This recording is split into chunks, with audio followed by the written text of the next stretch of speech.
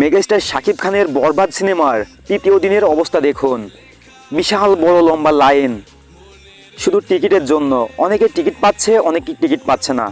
এই সিনেমা যে সর্বকালের রেকর্ড করবে তা বলাই বাহুল্য। আপনারা এই ভিডিওটি দেখলেই বুঝতে পারবেন যে বরবাদ সিনেমাটি কত রেকর্ড করতে পারে। 100 কোটি কনফার্ম। তুফানের রেকর্ড অলরেডি ভেঙে দিয়েছে। এই সিনেমাটি 3 দিনে ইনকাম করেছে 12 কোটি টাকা। তো বুঝতেই পারছেন 3 দিনে যদি 12 কোটি টাকা ইনকাম করে থাকে তাহলে কি করতে পারে। অনেকে বলেছেন এই সিনেমাটি 200 কোটি পার করবে। মেগাস্টার শাকিব খান কি বলছেন চলুন দেখে আসি। এই যে বলেছিলাম 100 কোটি, 100 কোটি, 200 কোটি, সেই ক্লাবেও যাবে। আমাকে ফেল করা যাবে না, আমাকে উইন করতেই হবে। বিশ্ব জয় করেছে শাহরুখ খান, তার পেছনে রণবীরও সেই সুবিধা নিয়ে যাচ্ছে।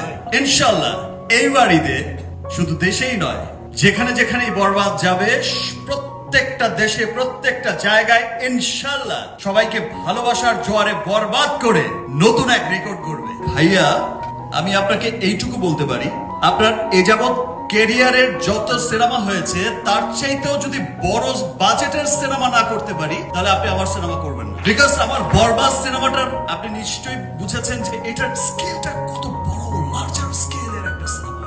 আমার বিশ্বাস যে আজকে আমি বিগত যত সিনেমাই করেছি সব তুফানে উড়িয়ে দিয়েছি, আগামীতে তছনছ হবে। বাট আজকের এই